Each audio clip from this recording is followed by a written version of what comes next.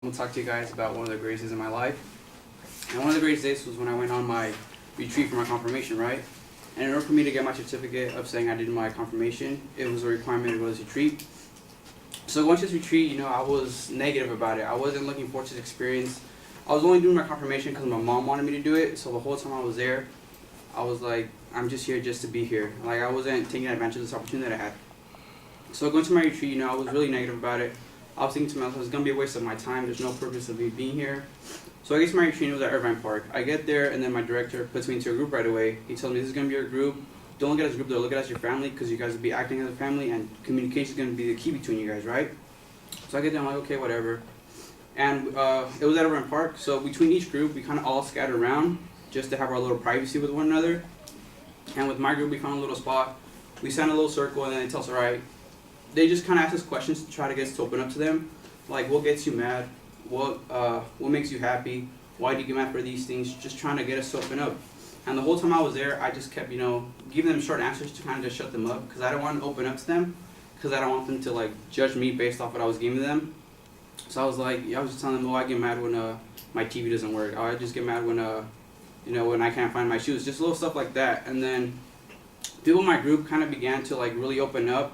And I see this one girl, she was in my group, she started crying because of her personal story she had.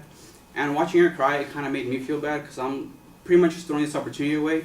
And I'm like, I told myself, I'm here for a reason, so I should just try to make it worth it, right? So it seems this girl, she cried about, she was bullied because she had small hands. And her hands were this big, and she started crying, saying she wanted to commit suicide one time. So everybody got around her and just kind of gave her a little hug, saying everything's going to be okay. And I did the same because I don't want to be the one to not give her a hug. But I gave her a hug, and it kind of changed me because the hug was a real hug. I didn't give a fake hug, but I did give her a hug. I'm like, it's all right. With my bigger hands than hers, I'm like, it's all right, I got you. And then, so I hugged her right, and then listening to her story, it made me feel bad. So I thought to myself, they asked me a question, what's a problem that you had that you haven't been able to fix? So I kind of thought about it, and I'm like, I got a little personal. I'm like, you know what? I always fight with my mom. Me and my mom never have a really good relationship with one another. When we talk to each other, we end up yelling like dogs, just barking back and forth at one another. I'm like, that's a problem I try to fix. We try to fix it. We sat down, but it just ends up yelling.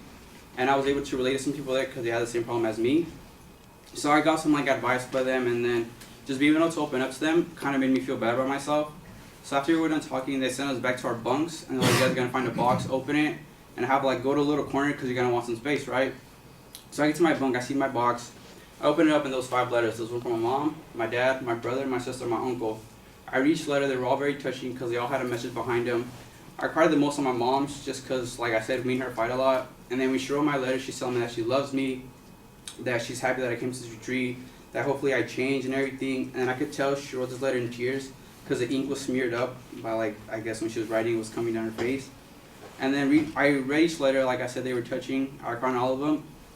And after everybody read their letters, they're like, you know what, you guys are free to go home. Thank you for coming to this retreat. Hopefully you guys enjoyed it. So as we're walking out, everybody's walking out with their chest up, smile on their face, feeling better about themselves. We walk out, and then we just see a big crowd. It's our parents, they're clapping, they're cheering, some are crying. I just look to the corner, I see my mom. Right when me and her made that connection, we just both started crying. So I go up to her, I start hugging her. I'm like, Mom, I love you. She's like, I love you too. I'm like, sorry for making you yell. It's like, it's okay, Nico, it's okay. So, being able to go to this retreat, I was able to reflect on who I was. I was able to open up, take all that negative energy I had on me. I let it go, and then I was feeling better about myself because they gave me advice to change as a person and just to make myself feel better about myself. So that's why I consider this one of the greatest days of my life. Thank you.